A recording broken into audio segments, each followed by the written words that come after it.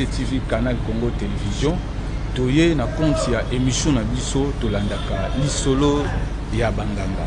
Alors na cadre ya lisolo ya banganga lelo tolingaki tosalela bino émission nanganga moko oyo tokolika koyeba azanani abotam aza est-ce que aza congolais abotama wapi amika mpe kopesa biographie na ye mais oyo bino bosengeli ko retenir kati na émission oyo lisolo ya banganga ngai ndeko na bino Onésime Ntingai désormais nde mutu na kozala na présentation ya émission oyo lisolo ya banganga soki bokomi tuna lisolo ya banganga eza lisusu émission ya genre nini elobelaka makambo nini na kati na émission oyo lisolo ya banganga toyambaka mutu nyonso tozobenga nganga na sens que mutu nyonso kati na domaine na ye aza lokola mwa nganga moko boye neti ngai na minute oyo ndenge naza liboso ya micro liboso ya caméra naza lokola nganga na nzela ya émission oyo nazo ko présenter na ngonga oyo lisolo ya banganga yo pe oyo ozolanda biso na musala oyo osalaka soko oza mécanicien tokoki koyamba yo kati na émission oyo na lisolo ya banganga donc na domaine na yo oza lokola nganga moko kati na musala na yo osalaka d'ailleurs même banganga nzambe pasteur prophète baza na lingala tobenga bango banganga nzambe donc aza nganga kati na musala na ye oyo asalelaka nzambe docteur d'ailleurs docteur tobenga bango minganga donc bango mpe baza banganga tailleur donc mutu nyonso osengeli oyeba na domaine na yo oyo yo osalaka oyo yo ozalelaka donc oza nganga na domaine na yo ndenge lelo toyei kokutana mpe na ndeko moko na domaine na ye tokolinga toyeba par rapport à kibonganga na ye oyo asalaka na musala na domaine na ye mais tokokende d'abord epai na ye mpo apesa biso mpe tomeka koyeba ye apesa biso biographie toyeba aza nani awuti wapi ndeko aujourd'hui mapelenge mbote na yo mbote papa Onésime mpe mbote na bandeko bozolanda biso de partout bozali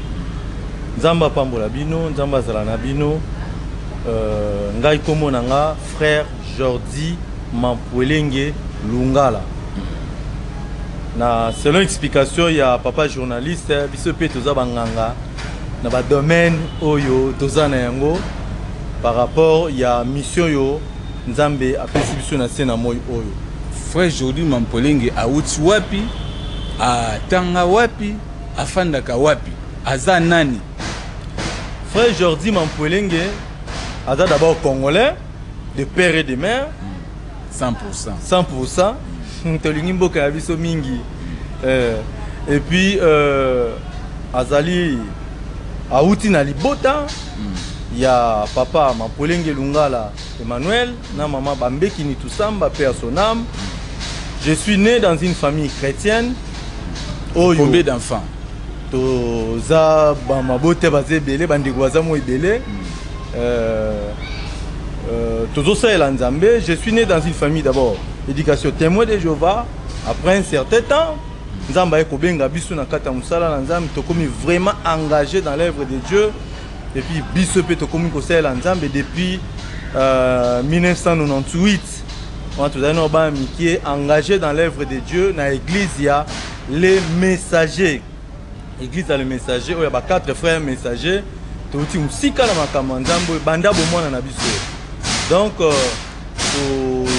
Zabanganga na domaine nzamba bengeli biso parce que quelque part tolingi nzambe et puis tozo ko exceller moi mukie na musalo tozo sala parce que nous le faisons avec amour et de tout cœur. Merci beaucoup ndeko aujourd'hui Mampwelenge tongi toyeba un peu aujourd'hui Mampwelenge parcours na ye scolaire eza ndenge nini est-ce que atanga te est-ce que aza célibataire aza marié aza père de combien d'enfants soko mpe okoki ko limbolela ba téléspectateurs o nyonso bazotala biso na émission na biso lisolo ya banganga na lisolo ya banganga oyo merci papa Onésime d'abord d'abord je suis chrétien l'identité par excellence au Moutaroza on a sena moyoyo c'est être appelé enfant de Dieu c'est ça le grand privilège, l'identité par excellence. Nous sommes des chrétiens nés de nouveau parce que ton dimela qui Christ, notre Seigneur, le Kola Mokonj Public Sinabiso depuis 98, tu s'es engagé dans ça en Nzambe, tu bengami bana na Nzambe ya solo et puis tu sais en Nzambe na fort peu grâce au Nzambe opé sabiso ya rokoba na musala Nzambe malgré des vents et marées. nazali père d'un enfant, nazali diplômé, et puis tokendaki na études universitaires de toza quelque part na niveau non aussi cité tozosa elanzambe, et puis toza na ba formation ebele, naza expert na logistique, naza pe na sala management, et puis na bonzoto boye je suis dans l'informel étant courtier immobilier, mais tout en étant aussi serviteur de Dieu. Ok, merci beaucoup. Alors tolingi toyeba ndenge déjà expliqué biso déjà isali malamu toyeba sikoyo kibonganga ozo sala. Tolingi toyeba ozo sala lango na domaine nini kibonganga na yo ya mikolo ozo salaka. Ok. Kibonganga ozo sala papa Onésime, d'abord tant to bongoli montema de nature par éducation to botami na motema ya kookela bato mawa. Ya ko compatir na pasi ya bato. Tant to koti na musala nzambe, ozomona musala nzambe il faut réussir, ozomona bato ba souffrir, ozomona mutaza na pasi, posa ko sungaye même akoki ezate.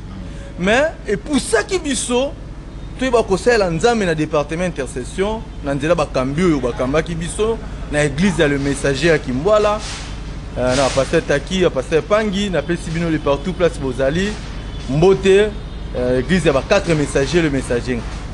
To kotaki na département intercession, to saila ki nzambe pona ko luka en dehors de ce qu'on peut donner na nzoto boye na bondelaka na ngai nzambe pour que parce que bibolobi na luka ki moto ya ko bondela ponga nzambe na sala mais na mona kité. Donc en d'autres termes, un intercesseur c'est la pièce rare on nzamba luka pour que ya sala. Lokola nzamba sala na principe, ceux qui bondeli nde ya sali, ceux qui ba bondeli bazali nde ya sali na bien. C'est que ngana bondela na nga nzambe pour que nzamba yo karlo sambo na nga pour que abiksa babeli akangula batu bazana ba situation ya passe. Nena kota ki na département intercession pendant plusieurs années to sala ki nzambe, et puis après départ ya ba kambi belé ba voyager ba kei tout ça ngai sikoyo na tikel na charge. Il y a département intercession pendant 12 ans. Kokila, kobondela, kulukelo nzambe, musala nzambe kende liboso, mboka Kongo bika, bakonzi basala makambo ya malamu, situation muntu azana passe d'une manière injuste, nzamba simba mitema ya batu wana, ba comprendre cause comment il est innocent quand les gens vivent dans l'injustice. Donc makambo ezala bien. L'église, na libota, tout autour de moi, moutou azana pasi. Je ne faisais que prier. Au côté ma bonne il y a 3 jours. Seulement pour le bien des autres. Na moutema nzamba pesa kinga ya ko luka bolamu ya nzamba na nzela ko bonde la nzamba. C'est après un certain temps je me suis dit oh. Mais lokola l'homme est tripartite. L'homme a le corps, a l'âme, a l'esprit. On peut chercher le bien-être de l'homme en priant pour lui, en lui prêchant l'évangile, en l'exhortant, il y a tout autour, il y a parole de Dieu. Nous nous sommes dit avec le temps, oh, on peut aussi amener de l'aide, notre apport, notre soutien. Voilà pourquoi nous avons dû en 1998, parce que après 20 ans, c'est-à-dire en 2018, Dieu nous a fait grâce, il y a initié mouvement Oyo, organisation Oyo, il y a Epides Caritas. Donc, selon Ngai, qui bon nzambe na ngai na sa na oselango na komema lisungi liloba nzambe pour batuba bika, parce que la meilleure façon d'aimer quelqu'un, c'est de lui présenter l'évangile. Nyonso toko ko zona mukilo ezapamba, un jour mutakokufa mutakopola. Donc prêcher quelqu'un l'évangile, c'est la meilleure façon de l'aimer et de lui sauver. Et puis en dehors de l'évangile, nous nous sommes dit, to me m'appelle Isungi Anzoto, mutumsa dans posa sambela, dans posa église, dans posa linganzambe. Mais azan eloko oliate, azan malade dans l'hôpital, azan a besoin de vivre, azan a sérénité. Ou soit qui c'est ça, mais loko oliate. Mais je vois dans la société, parmi nos églises, il y a Congo, tout ça, les gens vivent dans l'insensibilité, il n'y a pas si baninga. C'est par rapport à toutes ces observations que Neto initia qui organisation structure il y a Epides Caritas. Pourquoi Epides Caritas? D'abord, nous avons un peu Epides Caritas parce que c'est un mot anglais. Ce que vous pouvez expliquer un peu dans Lingala et l'Inkolobani. Epides Caritas. Qu'est-ce que cela veut dire dans Lingala? Epides Caritas, tant que vous organisez un programme historique, c'est moi moulaï. Non, juste l'explication des noms. Epides Caritas veut dire. Epides. D'abord, Epides veut dire les jours de joie, les jours heureux, les jours de bonheur. Pourquoi Caritas? C'est notre mission d'abord. Parce que toute activité, toute mission, tout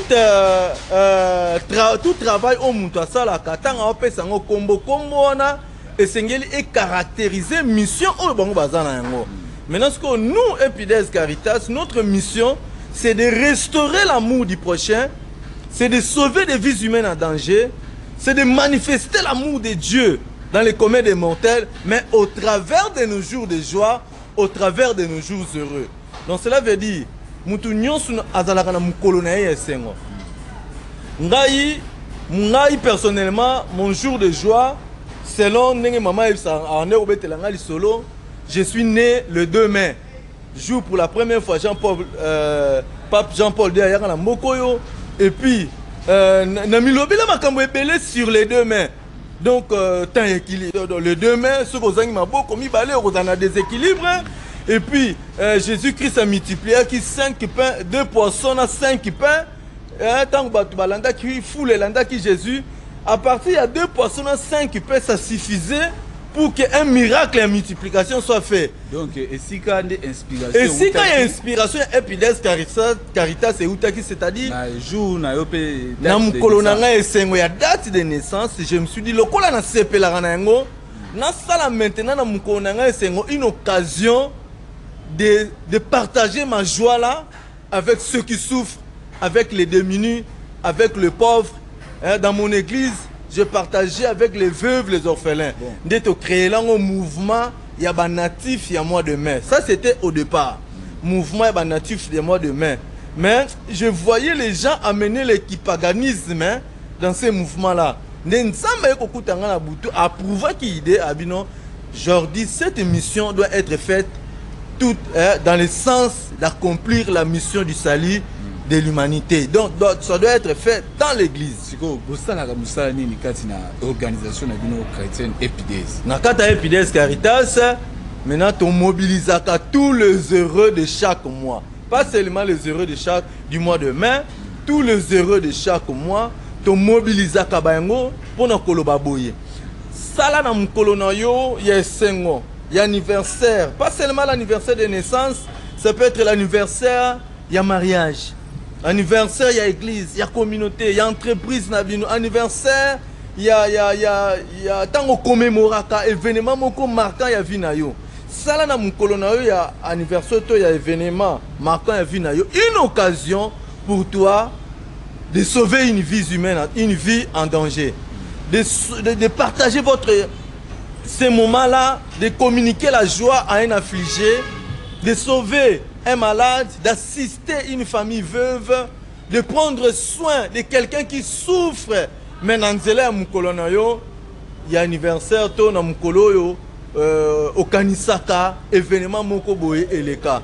Donc cela veut dire que tous nos événements marquants de la vie sont des occasions pour nous, pour parler de l'amour, pour assister ceux qui souffrent, pour restaurer l'amour du prochain, pour mobiliser les gens à aimer, à se supporter les uns les autres, à pardonner, à se pardonner, à prendre soin de l'autre, parce qu'on ne peut mieux vivre sans l'autre. Vous voyez? Et le secret du bonheur universel, c'est de vivre pour les autres. C'est de cette manière, Bisso,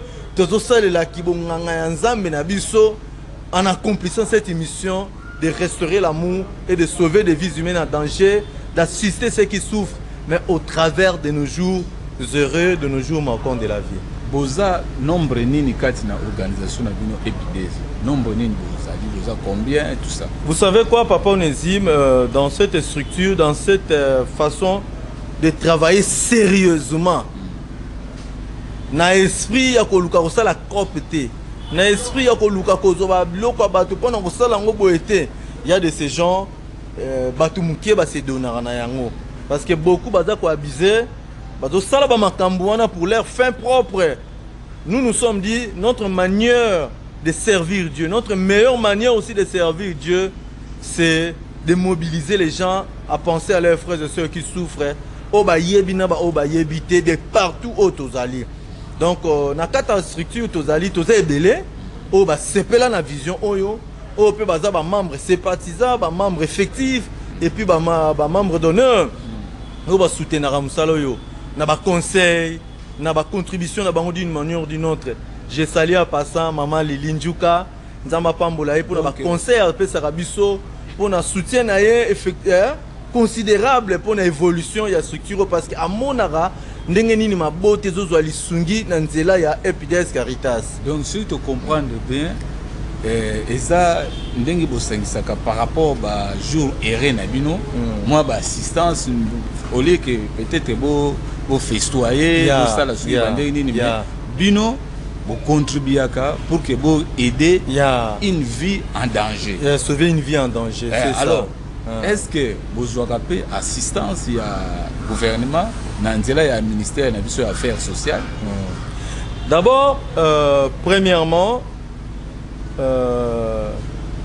Nanzela gouvernement nous tous assistance depuis Bobanda. Depuis Tobanda. Bobanda on a 2000. Tobanda on a 2018. Donc si tu lobby les gens déjà na 6 ans. Les autres ont 6 ans. Donc dans le mois de mai Oyo EPIDES Caritas est célébré 6 ans dans anniversaire.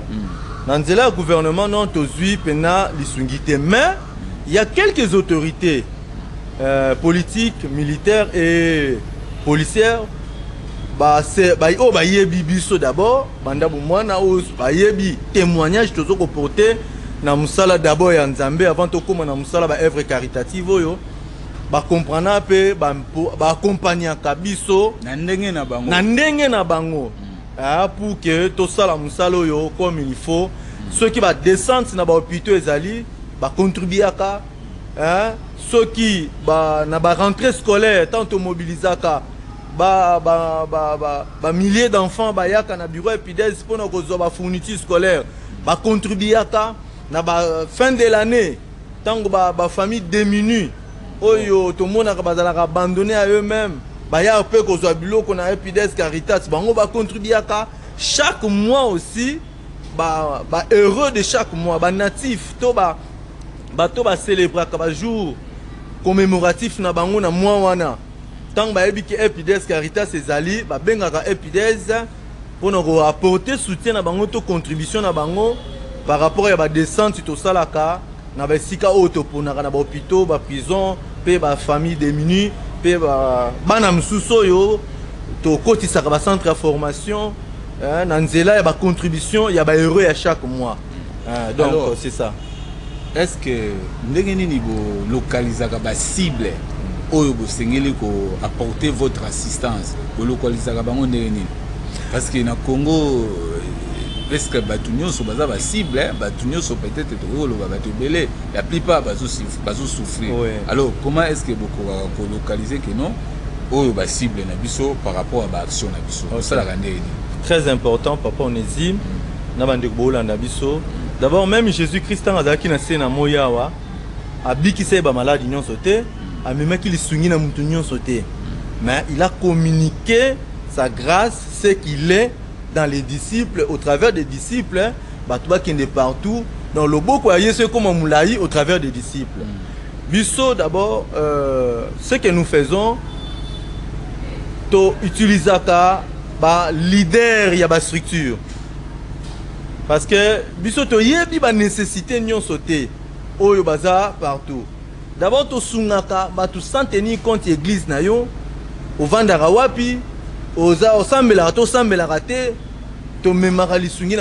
C'est-à-dire que tu consultes les leaders de l'organisation. Par exemple, il y a l'église. Toutes les églises confondues. Tu as des lettres.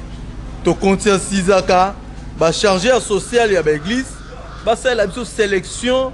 Ceux qui quantité de biloko belé tout ça, 10 familles ou 15 familles, va sélectionner les biso 15 ou 10 familles à chaque église, batin de la biso avant une semaine avant pour que tu pèses ça bango ba jeton par rapport à don to limito ça là, ba ya bazo ba fourniture scolaire to ba biloko rolia to un bienfaiteur mon quoi linga partager joie avec quelqu'un, hein, de ba ya bazoa ba quelque chose.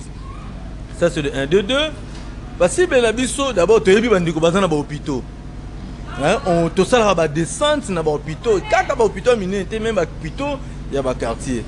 Et puis les trois tout autour de nous, nous avons des gens qui souffrent dans nos familles, parmi nos voisins. Hein, ils ont belé ba mesana ka kotonga. Tala lati bienté, aliété, asali boy. Mais nini yo memaka comme les sungi pas de quoi lati bienté, ba lié bienté. Donc ils ont belé ba sepela comme à l'autre n'a pas si. Donc kotonga ye yango de sengona ye metant mutakon ko bima na passe ko bimisa mutu na passe wana et belé la batu batana système wana te. Au moins mutazana difficulté à avoir photo azo filmer pas acha na TikTok acha na Facebook mais quand ça la prompt ya ko mema lisungi pas mutazana passe wana sans wana si na mitema. On est trop près ya ko mona muta souffrir qui ya ko memele lisungi. Donc tout autour de nous aussi nous avons des gens qui souffrent d'une manière ou d'une autre pour manifester l'amour du Christ. Na katna batu ndeto assista kapé bayango même na ba moyen na biso propre même na ba moyen ya structure Epides. Et puis to bossa na raté kolobake yo zo kolanda biso partout zo kolanda biso zala loboko ya Epides. Na mukono anniversaire ne faites pas seul. Toi-même et ceux qui ont déjà tous les atouts. Baza antina biloko na yote pour que bazala bien. Non. Tu peux partager ta joie avec ceux qui souffrent. Hein? Aucun kalembelembe, aucun hôpital minene, oyebi na ba orphelinat, oyebi pe na ba ezana ba tout va souffrir, belé mais bazana ba orphelinat te. Ba famille va souffrir, belé tu peux les identifier d'une manière ou d'une autre. Passe ton jour d'anniversaire avec ceux qui souffrent. Soko okokate ko organisango benga Epides. Moi votre frère Jordi Mampoulengue, je suis le coordonnateur de la structure Epides Caritas, na ko aider yo. Hein, au transformer moment na yo anniversaire, to ya sengoto ya commémoration. Il y a un événement qui marqué à Vinayo, un moment il y a consolation d'une famille démunie, il y a un moment il y a sauver une vie en danger. Tout ça là ba action ya bongo lokola nzamba pesibiso mission pour na lokum nzamba. Merci beaucoup ndeko aujourd'hui mampolé télévision ezali ngonga. Oui. Alors to kotuna yo to ebampe na ndenge to koti na mois oyo. Bientôt mois de mai aussi na mois de juin déjà. Alors action nabino to programme moko ezate oyo bo planifier par rapport à action oyo boko amener na mikolo zoya to ou peut-être que bozo tu ko sala déjà ezale ki wapi. OK, merci beaucoup Papa Onésime. D'abord programme ya activité Epides ezalaka chaque mois ensemble avec les heureux de chaque mois. C'est-à-dire dès que tu ko expliquer bateau nyonso babotama na mois wana janvier, février, mars, avril, mai, juin, juillet, août, septembre, octobre, novembre, décembre. Tous les heureux de chaque mois sont priés, sont invités aussi à consulter Epides au travers de nos numéros ou soit nos adresses, place aux alliés, porter contribution là-bas. Le col l'année oyo, tous en activité munene à la fin de l'année. Ceux qui seront invités, ce ne sont que ceux qui auront contribué na ba jour na bango anniversaire tango atindi contribution na ye to komi na cahier to komi to na liste ya ba contribuable pour que na fin de l'année il aura d'office une invitation parce que ils ont contribué na ba jour na bango marquant à vie ou to zalana une grande manifestation à la fin de l'année na tozo ko préparer une grande activité à rentrée scolaire. Oui tozo préparer déjà bana baya ko zo ba sac bayozo ba uniforme ba catch oyo ba volontaire batindaka bauta ba kingabwa kingasani partout bayaka ko zoba biloko oyo bana na nzambe et dépendant siko na moment ona na ba jour d'anniversaire te et dépendant siko yo na ba na volontaire mutu na mutu obike bana classe ba ve bana ba domini ba ozonga classe bana ba fele ba ozonga classe tinda contribution na yo toko sumba bakaye ba catch wana siko ndeko zolo ba bongo c'est les activités obimi par rapport à l'idéologie à EPIDES. Maintenant, c'est-à-dire quoi? S'il faut dire aussi... On dirait que vous êtes seulement basé... Dans le jour marquant, dans le jour heureux. Pas seulement anniversaire, dans le jour marquant, dans le jour heureux à la vie à mon tour. Il ne faut pas aussi oublier, dans la vie, quelqu'un peut se dire que chaque jour c'est mon jour heureux. Tout dépend de la personne. Chaque jour c'est mon jour de joie. Parce que d'aucuns sont morts. Et bien, c'est mon jour de joie, c'est mon jour heureux. Il peut aussi se dire comme ça. Donc, voilà pourquoi tu limites à nos jours d'anniversaire, nos jours marquants de la vie. Hein, ça peut être aussi mon colo sali cop et simbi. Mon colo ba foutio des comptes finales, mon colo ba noma qui au ministre, mon colo ba voter au président, mon colo ba noma qui on la fonction son auto pakala. À chaque moment, tu te souviens de cette date-là, tu te dis que ah, donc date moko ça la tu peux aussi appeler EPIDES pour apporter ta contribution au Mema et pas bande quoi dans la passe ou soit yomoko OK pour assister bande quoi dans la difficulté. Donc dans la rentrée scolaire, tu mobiliseras tout le monde. Dans la fin de l'année, tu mobiliseras tout le monde. Aujourd'hui mon polingue. Pardon. Par rapport à nous expliquer que vous préparez action à la fin de l'année. Si vous avez des mini, vous avez une passe. C'est ça que je viens d'expliquer. Nos actions sociales, c'est chaque mois, ensemble avec tous les heureux de chaque mois et puis tous les volontaires. Papa Jordi, il y a une action sociale, tu es en prison, tu es en hôpital. Est-ce que vous pouvez m'accompagner? Est-ce que je peux envoyer mon don? On peut vous accompagner ou puis tu peux envoyer ou soit on peut organiser cette réception ou célébrer ensemble avec les deux mini au toza on a base de données na biso ya bureau EPIDES Caritas ou bazay belé. Vous voyez? Donc tu peux le faire dans cette manière à bongo. Mais du moins action sociale au bongo c'est la fin de l'année. Il y a rentrée scolaire, où tu as invité déjà à contribuer pour que des minutes orphelins dans la rentrée scolaire. Et puis, dans le c'est pas le but que Papa Jordi, nous avons besoin de sélectionner 5 enfants vraiment orphelins dans le centre de formation. Le coup, la maman m'a dit que moi, je suis engagement, tu as orphelin dans l'école. Nous sommes en formation, nous avons identifié, ils sont vraiment des nécessités. Pas seulement des nécessités, mais aussi une volonté de la situation. Il peut le consulter EPIDES. Et en plus, Pourquoi pas ça d'abord le numéro pour na bateau bazolanda biso pamba te toujours courir derrière le temps calamité comme presque na suka ya émission na biso.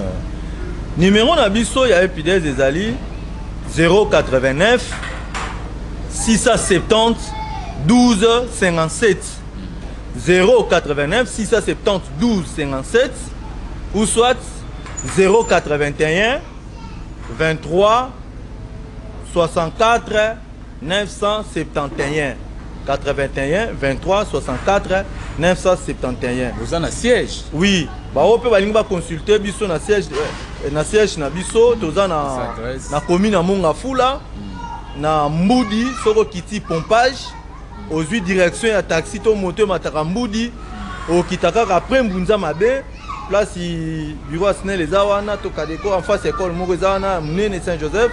Excusez-moi, je ne fais pas la publicité. Donc, on a 4 ya Lupango yo, bureau Snell ya Mbudi ezali, et si kawa siège ya EPIDES Caritas ezali, ya ka kotika likabona yo, ya ko consulter bisoto solo là pour to ba ndenge nini to ko de temps en temps commémorer lisungi et pas bandeko bazana passe. Et puis toza ko inviter bino bandeko EPIDES à l'occasion de son 6e anniversaire, il y a une activité caritative toza ko to salaka et organiser une activité en termes de conférence sur le thème il te faut quelqu'un.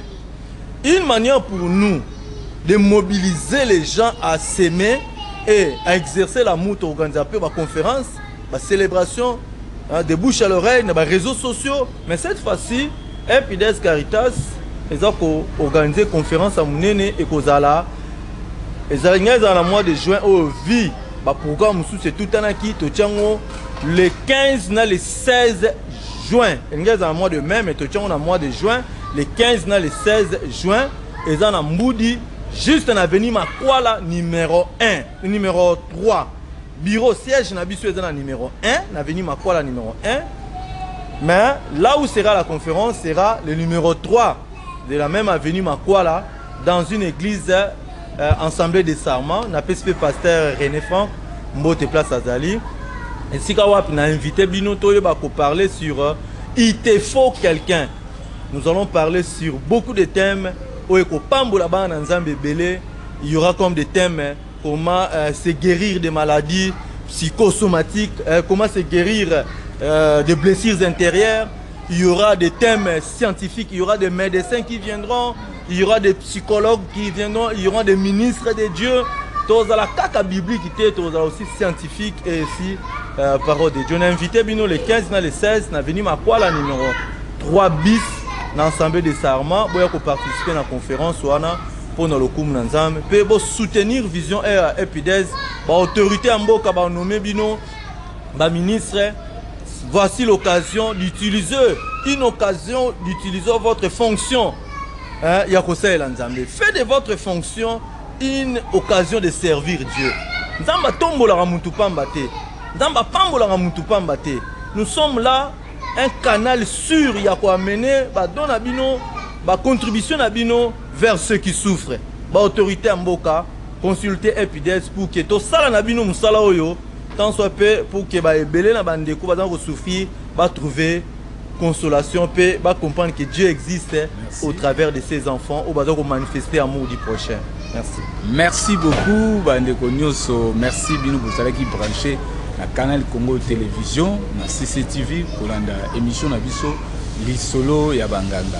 Lisolo ya Banganga, eza grâce ya réalisation coach Moron Nzambe de Tozobunda ko sala yango tozopesa pe merci na oyo abandeki kosala yango avant biso totangi na kombo ya Séraphin Yonkani tokoki kobosa na ye te kopesa ye merci parce que akomisaki yango déjà un niveau oyo yango ekomeli biso pe avec l'aide ya les réalisateurs, notre réalisateur Moron Nzambe tozobunda pona kosala pour que bino oyo olandaka émission oyo bino bosepela nango bozala toujours satisfait na déroulement ya émission oyo. Et zalaki oyo abino ndeko na bino Onésime Tingani oyo azalaki liboso ya caméra pona ko na compte ya émission na biso Lisolo ya Banganga. Alors ndeko to pesipe merci et pas ya ndeko aujourd'hui Mampolinge ndenge ondimaki ko répondre na invitation na biso na émission oyo. Merci papa Onésime, merci na balandi bolandi biso eloko suka kaka na ina loba tolingana. Les années loko monter l'équipe bolingo. Dieu c'est l'amour. Tu vis par l'amour de Dieu. Tout lingana, tout se pardonner, tout se supporter les uns les autres. Ko kansela ndeko no mabete, même les sungi na ndeko no azana pasi. C'est pe la pena bolamo ya batu. To ya ndeko na yo, ya wana ndi ko revêtir une nature ya Nzambe et puis bo soutenir Vision Epides Caritas Oyo. Tous on a besoin d'apport on a bino. Les églises, que le Seigneur vous bénisse. Merci. Merci, merci na ba continuer so ya Canal Congo Télévision, Doudou Monti, Hamilton Jacobi, les grands producteurs, na pesi merci na ndenge a protaki choix na ye na tina na biso pona ko animer émission oyo Lisolo ya Banganga. En tout cas to pesi merci aussi na bino oyo bo passer ta na bino liboso ya ba écran na bino pona ko landa biso pona ko tala ko yoka oyo biso to bi na nzela ya émission Lisolo ya Banganga. Émission Oyo Bokolanda yango Banganga Bokolanda yango chaque jeudi à partir à 14h juste et puis rediffusion et Banda Koleka samedi na 21h juste na Canal Congo Télévision. Tubo tikala malamu Nzambe apambola bino tokutani mikolo ezali koya numéro na biso pona kokota ko contact na biso ezali bongo 089 78 14 438 089 78 14 438. Bye bye, ciao. Merci. Merci.